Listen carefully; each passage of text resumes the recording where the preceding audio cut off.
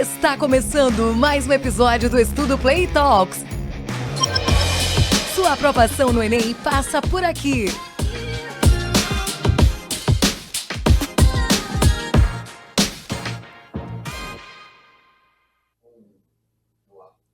Oi, pessoal, boa tarde. Meu nome é Giovana Alves e a gente está aqui com mais um episódio do Estudo Play Talks. E hoje eu estou com o professor Breno, que estava um tempinho sem aparecer, né, Breno? Boa tarde. Aí, tô de volta, né? Tá de Boa volta. tarde, pessoal. Só que hoje Breno não está com o Raoni. Hoje a gente está com o professor de Biologia aqui da Estudo Play, Sérgio Mala. Boa tarde, professor. É o Tiranossauro Rex da biologia. É, você já conhece, né? Arrasando, hein?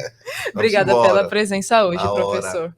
Tranquilo. E acho que para começar a introduzir o tema de hoje, a gente sempre tem uma pequena introdução, né? Queria falar um pouquinho sobre andar durante a noite nas ruas, né? Eu, principalmente como mulher, quando a gente anda ali à noite, principalmente eu quando estou saindo do trabalho, andar no escuro é sempre uma questão, né? Então a iluminação pública, ela acaba passando melhor essa sensação de segurança. Eu acho que, principalmente por essa sensação de segurança, a questão da iluminação não é vista nem imaginada como um possível problema, né? E é justamente sobre isso que nós vamos falar no episódio de hoje, que é sobre poluição luminosa e qualidade de vida. Porque, embora para a gente a iluminação seja uma coisa ótima, né? Porque através dela a gente consegue trabalhar a qualquer momento, não depende essencialmente da luz do sol, do ciclo normal do dia, né? Ela acaba sim tendo alguns efeitos, porque querendo ou não, isso interfere na nossa qualidade de vida, no nosso ciclo biológico, em vários processos que ocorrem devido também à nossa evolução, né, professor? Perfeito. Sérgio Mala. Basicamente, né, na origem da espécie, principalmente os humanos, eles têm um ritmo circadiano, né? O nome é ritmo e circo, que significa circo, cerca, né? De ano em relação ao dia, né? de cerca de um dia, né? De 24 horas. Então, nós temos nós temos 3 grupos de organismos, animais noturno, diurno e crepusculares. Então, basicamente, nós somos um animal diurno. Era para, então, logo a luz do sol desaparecesse, a gente ia dormir, então, logo tivesse, digamos, raiando o dia, a gente acordar.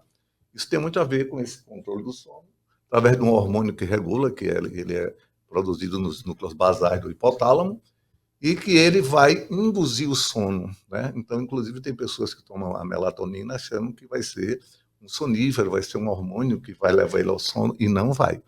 Então, ele apenas induz o sono, e ele é produzido a partir de um aminoácido bastante significativo, chamado de triptófano, que os alunos, principalmente vocês estão se preparando para o Enem agora, tem que ter, digamos, 3 coisas básicas. Realmente estudar, assistir às aulas da plataforma aqui do Estudo Play, praticar atividade física, você não pode deixar de praticar atividade física, e dormir bem. Esse dormir bem significa dizer dormir sem essa interferência dessas luzes, que quando elas são mais aceleradas, causam o que nós chamamos de poluição. Poluição é justamente esse desequilíbrio, esse distúrbio, não é a luz pela luz noturna em si, mas esse exagero de luz. Não é, Breno? Tem um fato interessante, eu tenho uma parte da minha família sertaneja, e a parte mais velha da minha família, digamos assim, eles ainda fazem parte desse ciclo, né? Então, por exemplo, meu padrinho, que já passou dos 80 anos, ele vive exatamente de acordo com a luz do dia. Então, 5h30, 6 horas, ele já está se preparando para dormir. Então, aqui no Nordeste, não sei se o pessoal estranha, mas 5h30, 6 horas já está escuro, né, Mala? Verdade. E aí, se você chegar na casa dele, já tem jantado, já tomou banho, já está pronto para dormir. E acorda com o canto do galo às 4h30 da manhã com o sol raiando. Então, esse seria o ciclo circadiano, digamos assim, perfeito, né? Sem a interferência dessa poluição luminosa. E aí tem uma coisa interessante, Mala, que quando a gente vai comprar lâmpadas para colocar na nossa casa, inclusive a prefeitura e o estado, eles têm também essas informações, que é uma coisa chamada temperatura de cor. E assim, de acordo com a nossa evolução, e você pode falar muito bem disso, quando a gente utilizava a noite para alguma coisa, geralmente a gente ficava à luz de fogo. E a luz do fogo ela é mais amarelada, avermelhada, né? E esse tipo de cor, tá? Tem lâmpadas que simulam esse tipo de cor.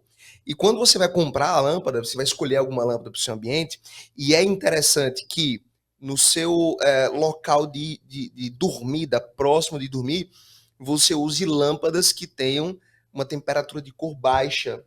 Então, por exemplo, entre 2000 e 3000 Kelvin, tá? Você tem lâmpadas amarelas que simulam fogo. Então, trazem essa herança biológica do passado que a gente tem, que remete ao fogo. Então, assim, é meio que ainda tem luz, mas olha só, é uma luz de fogo, ela é mais natural, né? E aí, quanto maior for a temperatura de cor, mais branca é a luz e mais poluição ela pode causar para a gente. Porque, como o professor Mala falou aqui, ela vai alterar a produção da melatonina, que é o hormônio do sono. Então, por exemplo, no teu celular tem o tal do filtro de luz, que é o filtro de luz azul, que eu uso muito, pessoal, porque assim, querendo ou não, 9, 10 horas da noite, a gente ainda está ali fazendo alguma coisa no celular, talvez até respondendo alguma coisa de trabalho, que geralmente não é, a gente está, né, ciclando nas redes sociais aí. E isso, a gente fala de poluição, assim, em termos de cidade, mas essa poluição luminosa, ela pode acontecer no nosso quarto, dentro do nosso ambiente. Então, fica essa dica. Quanto menor a temperatura de cor, quanto mais avermelhada for a luz, melhor será para você dormir. E quanto mais branca essa luz for, maior vai ser a componente da luz azul, e essa frequência da luz azul, ela que inibe bastante, pessoal, a produção da melatonina, que é o hormônio do sono. Então, tenta fazer essa higiene do sono, despoluir o teu ambiente, tá? Eu, por exemplo, a minha higiene do sono para dormir é uma lâmpada, eu uso uma lâmpada com a temperatura de cor bem baixa, como você já sabe, é uma lâmpada alaranjada, mais puxada para o vermelho, que remete ao fogo, e lendo. Então, ler com uma luz amarela vai te fazer muito bem, e assim, é uma excelente coisa para você fazer antes de dormir. Esquece o celular e vai ler com uma luz bem amarela puxada para o fogo. É porque tem algo bem interessante que ele está falando. Digamos, quando nós nos preparamos para dormir, tem um hábito de bocejar, né? O neurônio espelho mostra isso. Se eu bocejar aqui, você boceja, ela boceja também. Significa dizer que nós temos uma boa saúde mental. Se você bocejar, o outro não bocejar, não é porque ele não está com sono. Eu já ouvi falar isso. O neurônio espelho dele está um pouquinho comprometido.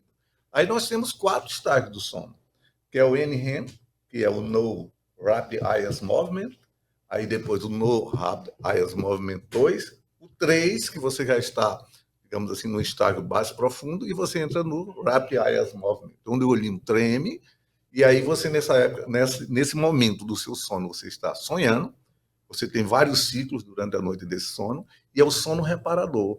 É aquele sono profundo, né? Que memoriza, é aquele sono que sai, ele vai ciclando. Tudo que ele viu hoje no dia a dia, ele vai dizer assim, isso aqui a cor do sapato de Breno. Não me interessa, joga fora.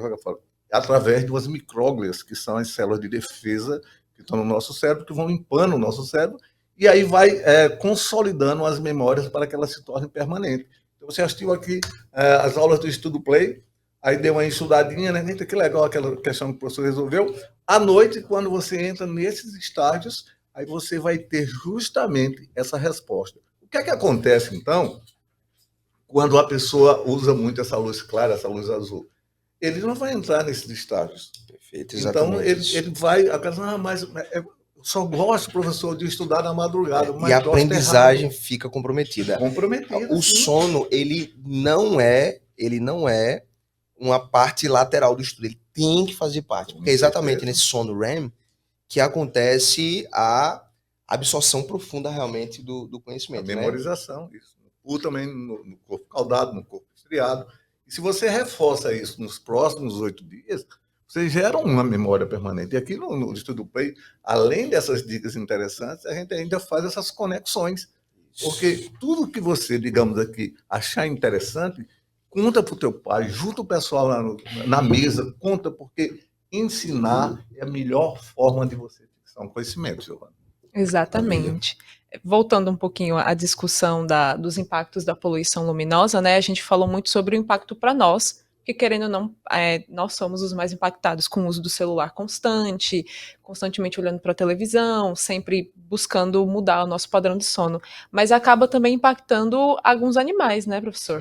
Como a gente já viu alguns casos, por exemplo, das tartarugas, que você estava mencionando que hoje em dia tem um apoio melhor em relação a isso, mas elas são guiadas essencialmente pela luz do mar, né? Alguns pássaros também, talvez. Pássaros, né? Também têm impacto, né? Basicamente, nós temos três grupos, né? Os animais noturnos, diurnos e crepusculares, né? Então, digamos, tem uma fauna que ela entra, amanheceu, ela vai e entra em cena. E os noturnos vão dormir, se aquieta. Aí, quando chega no final da tarde, esses diurnos vão se recolhendo, os noturnos vão aparecendo, aparecem os crepusculares, como que sobra ali, e deixa isso acontecer. As tartarugas, elas têm algumas coisas bastante curiosas. As tartarugas, se você observar, elas vão colocar os seus ovos no lugar onde o ovo dela eclodiu. Ela tem uns cristais de magnetita no pescoço, que vai se orientar pelo norte magnético. Então, se você observar, são naquelas marés mais altas, ou seja, a Lua está lá. A Lua é o guia dela. Então, tem essa ação luminosa.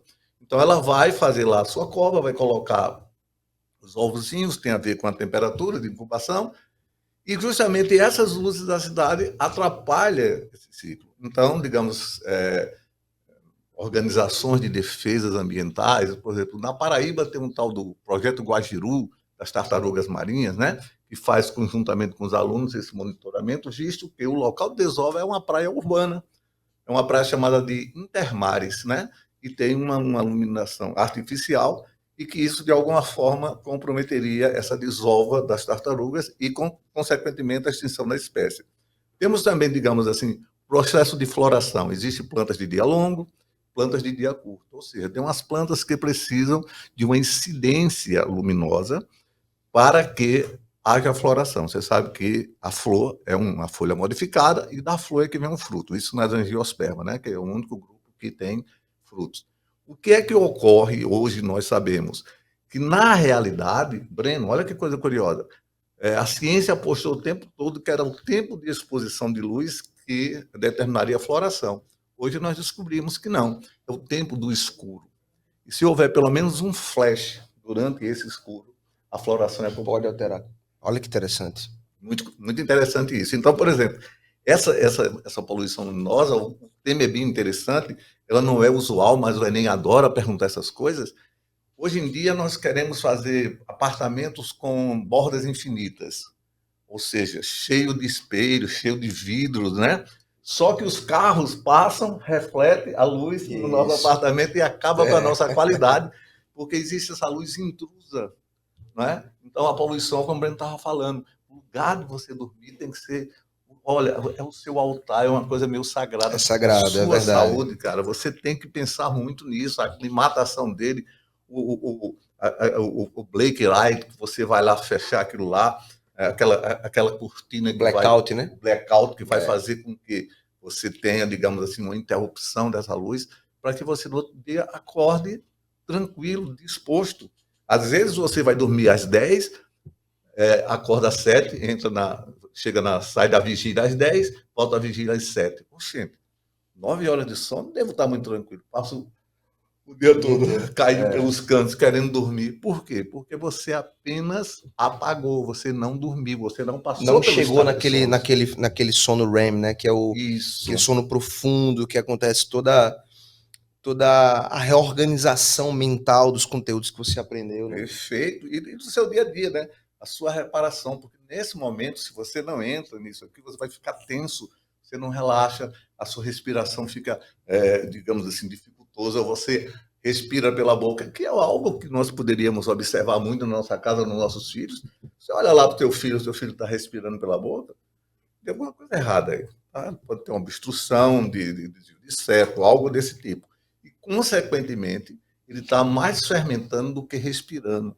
Está gerando artulato, pode acordar com cãibra durante a noite, né? E se tiver luz, principalmente essas luzes que você falou, derivado do branco que chega ao azul, olha, o hormônio do sono dele está sendo extremamente comprometido. Consequentemente, você vai ter a longo prazo, médio e longo prazo, digamos, algumas notas baixas, alguns distúrbios, e fala, como? Se o menino só vive pegando em livro e tudo mais. Ele realmente está fazendo a parte dele, mas a biologia dele não está ajudando de maneira alguma. Eu tenho um exemplo interessante, bem rápido.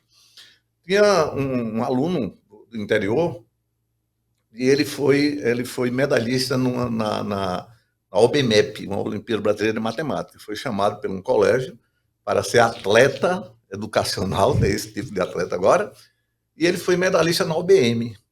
Ele fazia o ensino fundamental o último ano, estudou os 3 anos nessa grande escola, a Escola do Brasil, e aí foi fazer o teste do ITA lá, né, o exame do ITA. E aí foi uma decepção. A nota dele foi muito baixa, ele queria abandonar tudo aquilo, e pararam e foram perguntar a ele, como é que você faz? Como é que sua rotina antes que você desista? Aí ele falou, eu acordo às 10 horas, aí me preparo, vou para a escola, passo de 1 às 8 horas, assistindo aula direto, matemática, física e química, né? Porque inglês e português pro ITA você traz de casa, aí volto, aí janto, e aí começo a estudar. Estudo até às 3 horas da manhã, aí vou dormir, acordo, faço a minha rotina. Mas, cara, você está tudo errado. Calma. Vamos organizar. Você vai ter que fazer atividade física, você vai ter que dormir o sono no horário para se dormir. E reorganizou. Resultado, o cara foi em primeiro lugar geral no ITA. Ele tinha tudo, mas ao mesmo tempo não tinha nada. Por quê? Porque o relógio biológico dele estava atrasado. Um outro detalhe, você lembra na Olimpíada 2016? Aqui no Brasil? Os caras ficavam com os óculos que eles importaram, para atrasar o relógio biológico dele, porque as finais eram sempre às 10 horas da noite, e era uma hora que ele já devia estar dormindo, aí eu atrasava o relógio biológico para aumentar o potencial. Tudo isso tem a ver com a poluição. Então, digamos, nos ginásios, cheio de luzes, não sei o quê, o corpo do cara aí, lá no caso das 10 horas, já começava a querer esfriar. E esse relógio lá, que não induzia o sono, fazia o quê? Determinaria uma má performance. Então, ele não ia performar nas provas.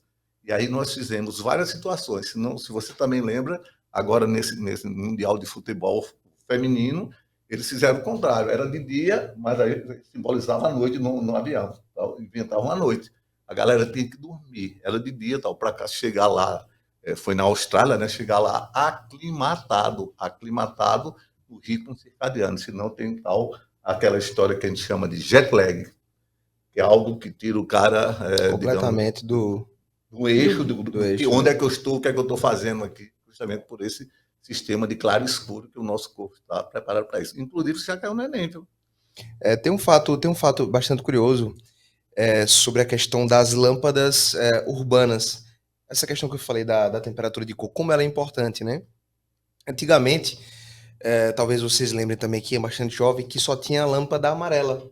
Aquela famosa lâmpada incandescente. Aquela lâmpada ali, ela era um lixo energético. Porque se você pegasse uma lâmpada daquela ali, de 50 watts de potência, 45 watts era para esquentar.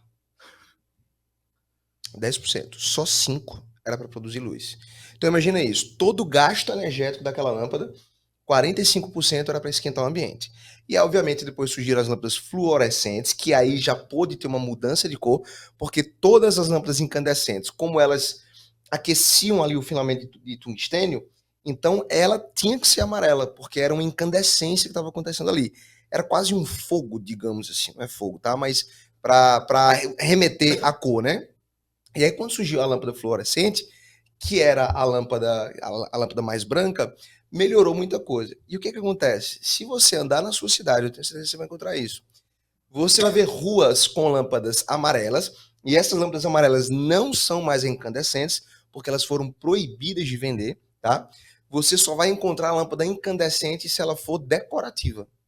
Sabe aquelas lumináriazinhas que tem um filamento assim dentro dela, tá? É só decorativo, mas assim, para iluminar realmente uma casa ou uma rua não existe mais, porque, como eu falei, ela é um grande desperdício de energia, né? Apenas 10% é para gerar luz, 90% para gerar calor.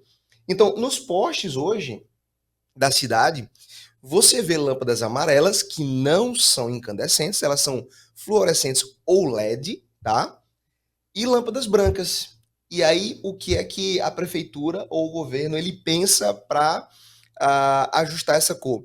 Exatamente para não poluir de acordo com o que a gente está falando. Então, por exemplo, se ele vai instalar uma lâmpada numa rua que tem bastante casas abertas, você vai ver que essa rua é iluminada com luz amarela. Porque a luz amarela ela é a luz mais confortável, que mais remete ao fogo e que mais remete a esse nosso passado. né? Ela é a luz assim menos danosa em termos de sono, como a gente já falou aqui. Então, rua que tem bastante casa, onde a luz entra bastante na casa das pessoas, a predominância é de lâmpadas amarelas nos postes. Já se você tem uma rua que tem bastante terreno baldio ao redor, ou tem prédios virados de lado que não pegam essa parte direta da rua, aí você vai ver a predominância de lâmpadas brancas. Interessante essa preocupação do Estado Existe com essa preocupação. com a saúde. Você vê o quão importante é isso. Então, veja, a Prefeitura e o Estado têm essa preocupação com a temperatura de cor. Repito, é importante você ter esse nome na cabeça, tá? Porque é a temperatura de cor que vai dizer se a lâmpada é mais amarelada, avermelhada ou branca e até azulada, que aí é o pior dos casos. Então, temperatura de cor acima de 5.000 Kelvin, tá? Lâmpadas de 6.000 Kelvin, elas são azuis. E como a gente já sabe, a frequência de luz azul ela é que mais inibe a produção da melatonina. Então, assim, nem sonhar em comprar uma lâmpada para o teu quarto, tá? Uma lâmpada com 6.000 Kelvin, por exemplo. Então, se for um ambiente de estudo em que você precisa ficar acordado, aí você também não coloca luz amarela não, tá? Aí você coloca a luz branca. Então tem que saber isso. O meu é a minha luz de estudo. Então aqui eu tenho a minha luminária de estudo e aqui a minha luminária de leitura na cama. Você tem que ter 2 lâmpadas. Eu tenho 4 lâmpadas no meu quarto. Cada uma para uma ocasião, cada uma para uma temperatura de cor. Então meu ambiente de trabalho, e o professor trabalha muito à noite, escreve muito, faz muita prova, eu não posso ter sono nesse momento. Então aquela luz branca e talvez até azul. Temperatura de cor acima de 6.000 Kelvin. Agora, na hora da minha leitura, como eu já falei, aquela lâmpadazinha bem amarela. Então, é interessante como existe isso, né? Nas ruas. Então, quando você andar nas suas ruas, você observe qual é a cor da lâmpada que está iluminando lá. As ruas. E preste atenção, se é realmente um bairro onde tem mais casas, onde a luz penetra mais, tá? Ou se é uma rua mais com terrenos vazios ou prédios que não estão voltados diretamente para a iluminação. Então, isso é uma preocupação com a poluição luminosa, né? Mas, mais uma vez, voltada para o ser humano, né? Não envolvendo essa questão dos animais aí, como o Sérgio Malo falou. Até porque a maior questão da poluição luminosa acontece nos centros urbanos, né? Ela está voltada realmente a todo o nosso fluxo de ida e vinda, de trabalho, de estudo. Então, realmente faz muito sentido a preocupação maior, querendo não ser conosco, embora acabe impactando a vida de outros animais, como qualquer outra coisa que o ser humano faz, né? Acho que é tradicional. A gente pensa primeiro na gente, depois percebe que está impactando ali outros ciclos que são relevantes para nós, mas a gente só percebe depois. Breno, eu queria que você falasse um pouquinho também sobre o impacto da poluição luminosa na observação dos astros, né? Porque o pessoal da astrofísica tem muita preocupação com isso. A gente percebe também uma falta de quando a gente olha para o céu durante a noite nas grandes cidades, a gente não vê tantas estrelas quando comparado ao interior. Vamos falar sobre isso meio brevemente? Você me alegrou demais com esse comentário. Como eu já falei, eu tenho uma parte da minha família que é sertaneja, e quem já foi ao sertão que tem, assim, pouca luminosidade, né? A coisa mais linda do mundo é o céu. Então, é impossível eu ir, e eu já parei o carro na estrada antes de chegar na minha cidade, porque eu queria o mais escuro possível. E é uma escuridão que você, acredito que nunca viu na sua vida. Então, eu tô a 30 quilômetros de chegar na minha cidade lá do sertão, eu desligo a luz do carro, você só vê uma luzinha ou outra de uma casinha no meio do mato. Quando você olha para cima, você consegue ver, assim, uma coisa belíssima. Então, o que acontece? Os telescópios e os instrumentos astronômicos, eles são muito sensíveis à luz, porque eles têm que captar a luz de objetos que estão a milhares de anos-luz da gente. Então, qualquer luz que entra ali de fora vai ofuscar a luz de uma estrela. Então, como ele é muito sensível, você tem que ter o máximo possível do ambiente limpo. Então, por isso que os astrônomos e as pessoas, até os astrônomos amadores também, eles sempre procuram regiões mais altas ou regiões mais desérticas. Então, se você tiver a oportunidade de um dia tiver num ambiente desse assim, né, com pouca luminosidade, desliga tudo que você está fazendo e olha para cima, inclusive as fotos com o celular, porque o nosso celular também ele tem uma certa sensibilidade à luz, tá? o nosso celular também consegue tirar fotos incríveis se não existir essa poluição das cidades, tá? Então, essa questão interessante. Os telescópios, eles são muito sensíveis à luz. Porque, aí imagina, a estrela mais próxima da gente está a 4,2 anos-luz de distância, né? Então, viajando à velocidade da luz, que é uma velocidade altíssima, gigantesca, são 7 voltas e meia na Terra em um segundo, mano. Essa é a velocidade da luz. Então, em um segundo, a luz dá 7 voltas e meia na Terra. Imagina ela viajando por 4,2 anos. Essa é a estrela mais próxima da gente, tá? Então, para você conseguir captar a luz dessa estrela que está tão longe, você tem que ter esses equipamentos altamente sensíveis e não ter essa quantidade de luz artificial que a gente tem ao nosso redor, né? Agora o cancioneiro popular passou a fazer sentido para mim. Não há gente ou não luar como esse do sertão. Perfeito. Aproveitando esse climazinho já de encerramento, se vocês quiserem fazer uma última dica, né, sobre esse tema, pensando no Enem, conteúdos relacionados a isso, professor Bala. Perfeito. Ó, pessoal, vocês aí preparando para o Enem, dá para salvar ainda algumas coisas, vamos trabalhar isso aí, ó. Vamos observar nossa qualidade do sono, vamos comer, digamos, um alimento que tenha triptófano, porque triptófano, ele é o hormônio precursor, ou melhor, o aminoácido precursor de 2 grandes hormônios. A serotonina, que é o hormônio do prazer, o hormônio da felicidade, é o hormônio que vai te dar aquela confiança na hora da prova, e também a melatonina, que é o hormônio que vai regular o teu sono. Se você quiser fazer uso de melatonina, de farmácia, de sintética, você vai ter que usar doses. Agora, é necessário procurar um profissional. E se mesmo assim sua qualidade de sono não melhorar, você faz uma polissonografia através de clínicas do sono, que ele vai observar essas alterações e vai dizer qual o tratamento, ou vai tentar fazer um tratamento com você mais adequado. No mais, pessoal, é observar que luz é necessário. Nós somos animais noturnos, então sem luz a gente não vê, a gente ficaria preso fácil para os nossos predadores, então nós evoluímos a partir desse momento. Mas o exagero é o que causa a poluição. Então, se liga, poluição luminosa é algo quente para o Enem. A quintura das cores e a quintura dos seus resultados, e a gente espera que tudo dê certo com vocês. Durmam bem e fiquem bem. Tem uma coisa interessante que a gente falou bastante aqui sobre como comprar as lâmpadas, né? E eu falei da temperatura de cor, a gente já falou bastante da temperatura de cor, mas tem uma outra coisa que raras as pessoas conhecem, que é uma coisa chamada lumen. Lumen é uma unidade da física do Sistema Internacional que tem a ver com o fluxo luminoso. Em outras palavras, quanto mais lumens uma lâmpada tiver, mais ela vai iluminar. Então, por exemplo, se você quer comprar uma lâmpada de 40 watts de potência, e aí não confunde potência com lumens, tá? Potência tem a ver com a quantidade de energia por tempo que ela vai absorver para funcionar. Então, uma lâmpada de 40 watts, ela consome 40 joules de energia a cada segundo.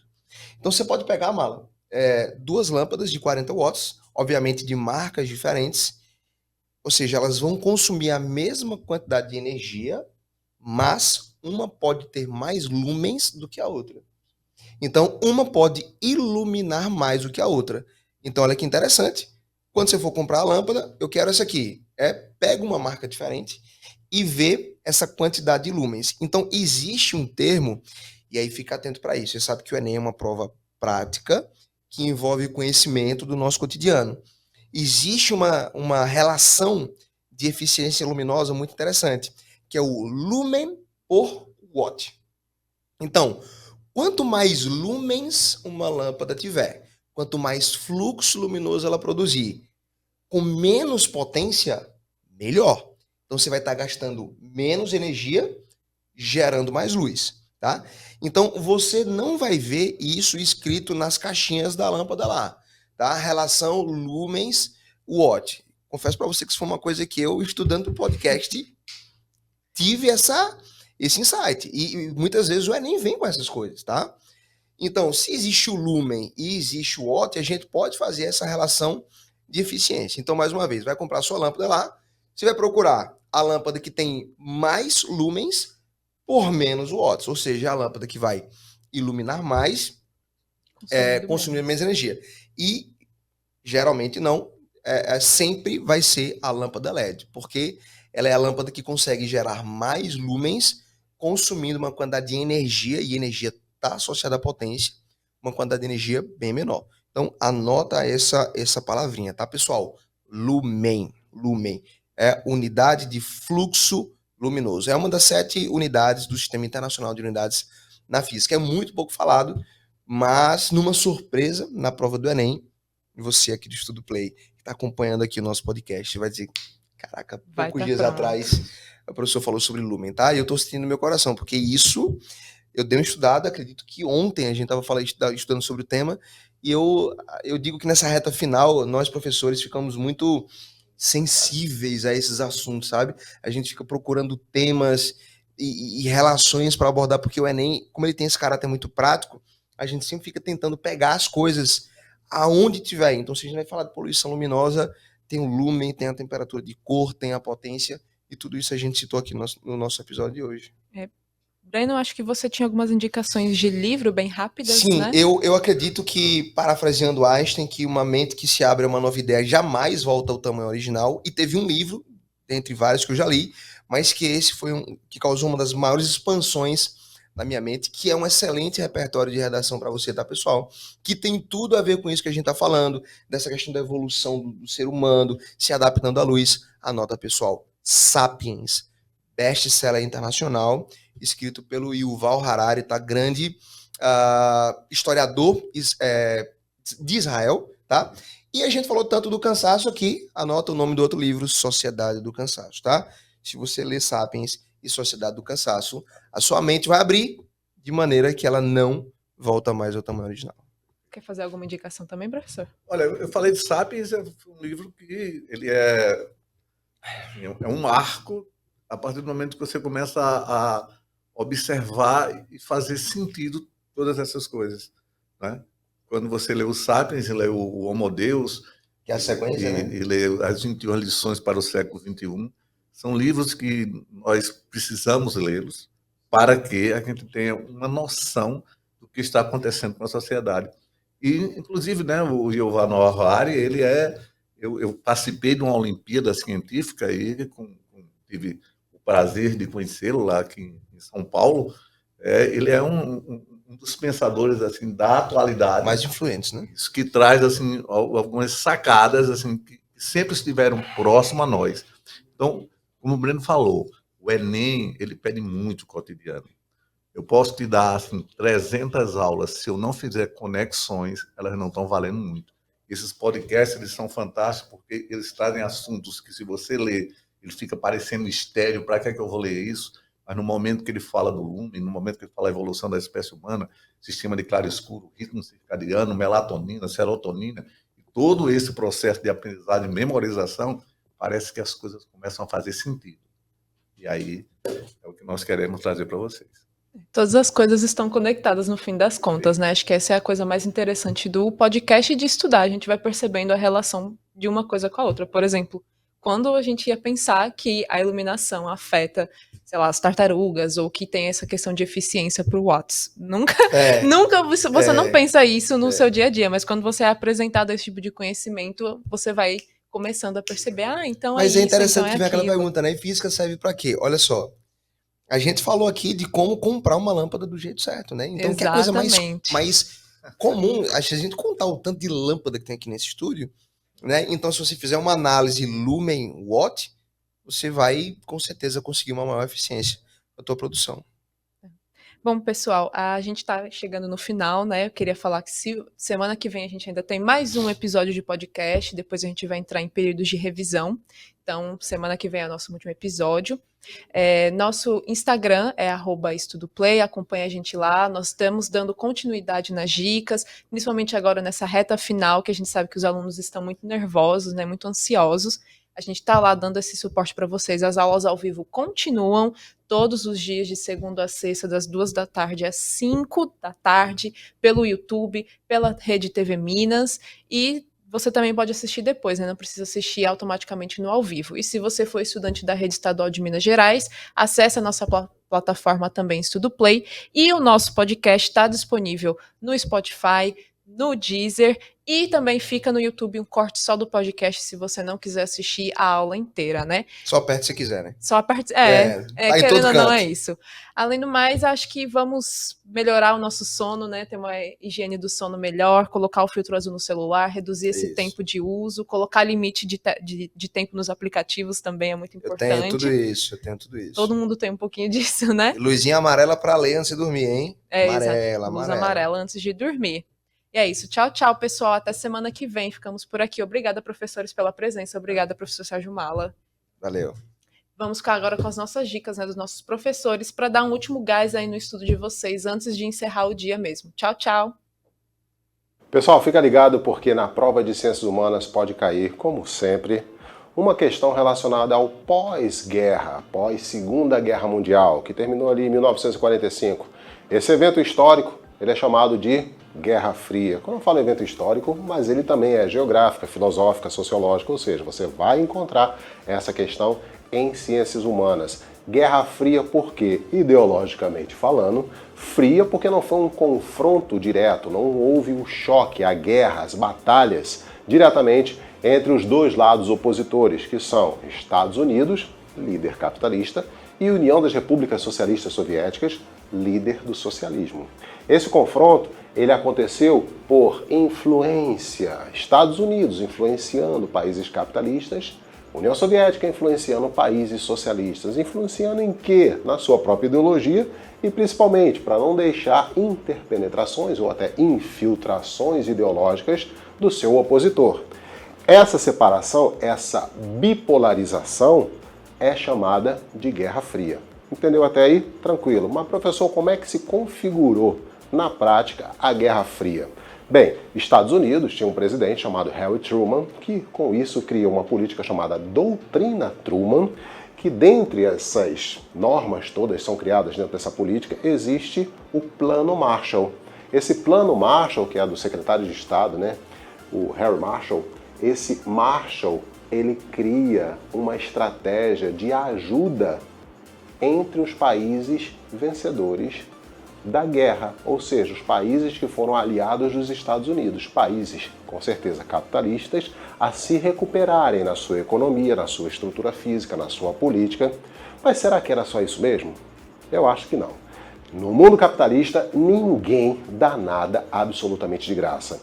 Estados Unidos apoiou para que esses países pudessem também se proteger das influências do seu opositor, que é o socialismo. Então, ao mesmo tempo que o Plano Marshall conseguia ajudar a recuperação econômica, estrutural, política e financeira desses países, esses países tinham que dar algo em troca, que era garantir que eles não sofressem influência sobre o socialismo. Pessoal, então vamos para o outro bloco. No outro bloco a gente encontra o quê? A União Soviética. E a União Soviética fez o quê, professor? A mesma coisa que o Plano Marshall. Fez o que exatamente? O Comecon. Comecon, que é uma organização para a recuperação econômica desses países de tendência socialista e, ao mesmo tempo, criar ali também um grupo de união partidária do socialismo para evitar a entrada de influência capitalista. Ou seja, eles criaram uma estratégia ali que era o Pacto de Varsóvia.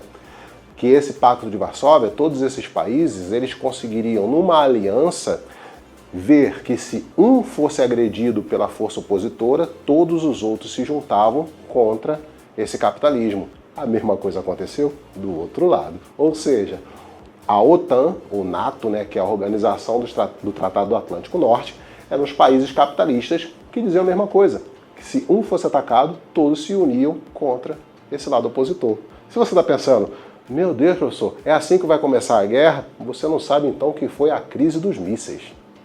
Olá, galera! Tudo bem com vocês? Olha, Sérgio Mala, Estudo Play, e mais uma dica para vocês. Olha, hoje eu vou falar de uma coisa um pouco triste para muitos, mas de extrema importância para o Enem, que é o câncer, ou desdiferenciação celular. Vocês sabem do que isso se procede? Isso procede da seguinte maneira. As células têm ciclos reprodutivos, as células se dividem, mas têm um controle. Por exemplo, as células humanas têm aproximadamente 60 ciclos de divisões. O que é que vai ocorrer? Cada vez que uma célula se divide, o telômero faz uma marquinha. O telômero é a parte final do cromossomo. E, ao longo do tempo, ele vai fazendo essas marcas. Então, quando ele chegar na 60ª divisão, ele vai acionar um processo. Esse processo chama-se de apoptose ou suicídio celular. Por quê? Porque a próxima divisão já tiraria genes e provavelmente iria originar uma tumoração. Então, a telomerase, ela é importante, ela é de extrema, digamos assim, sensibilidade nas carcinogêneses, ou seja, na formação do câncer. Uma outra proteína ou uma outra substância, sabendo que a telomerase é um tipo de transcriptase reversa, né? Transcriptase reversa, igualzinha àquela da HIV, não esquece. A outra importante é a P53. A P53 é uma proteína de checagem. Vamos lá.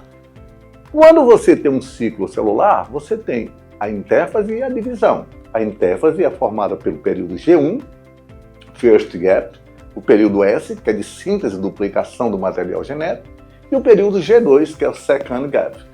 Dando tudo certo, a célula entra em divisão. Quando a célula está no período G1, o que acontece? A proteína P53 dá uma olhada se não tem dano no DNA, se não vai causar problema. Uma vez que não deu, ele libera para a fase S, G2 e divisão. Mas se der, ou ele joga para o período G0, ou ele espera os sistemas de reparo do DNA deixar o RNA funcional e só assim prosseguir, impedindo a tumoração, o câncer no paciente. Não é legal? Se liga nessas proteínas, a P53 e também a telomerase. Um abraço do professor Sérgio Mala. E aí, galerinha, tudo tranquilo com vocês? Sou o Plácido, professor de língua inglesa, e olha a dica que eu trouxe para vocês. Raio-X do Enem. O que é que mais cai? O que é que você precisa fazer para detonar na prova? Vem comigo. Olha só, o Enem, ele vai trabalhar a interpretação textual na maioria da prova, 51,2% é só leitura e interpretação textual. Então treina bastante interpretação. O que é que eu posso encontrar na prova, professor? Domínio de vocabulário e expressões. Então deixa sempre ter a lista de vocabulário atualizada e as expressões mais comuns que caem na prova do inglês. Dá uma olhada nas edições anteriores que vai te ajudar muito. 12,8%. Análise e interpretação de poemas e canções. Poemas e canções são o carro-chefe do Enem. Por quê? Trabalha um vocabulário mais diferenciado, mais denso. 11,2% lá da prova do Enem, poemas e canções. O que mais que eu tenho, professor? Análise e interpretação de cartoons, tirinhas e charges. E para isso você vai trabalhar com linguagem verbal e linguagem não verbal. Observa tudo que chama atenção na prova, imagem, tá? Se tiver um título, olha o título. Se tiver palavra em negrito, olha. E cartoon, tirinha e charge é garantido estar no Enem. Olha só, análise e identificação da função do texto. Qual é a ideia do texto? Qual é a função do texto? 8% lá na prova do Enem. E você vai ter, obviamente, diversidade linguística, diversidade cultural, 2,4%, 4%. Ou seja, se você estiver analisando um cartoon, uma charge, uma tirinha, ele vai trabalhar diversidade linguística, diversidade cultural. Então a dica é, presta atenção, leitura e interpretação textual, vocabulário e expressões, poemas e canções, cartoons, tirinhas e charges. Ou seja, capricha na tua interpretação textual, aumenta o teu vocabulário, lê bastante, pega informação, conhecimento prévio é importantíssimo para que você faça o processo de inferência na prova do Enem. Se liga nessa dica e detona. Fui!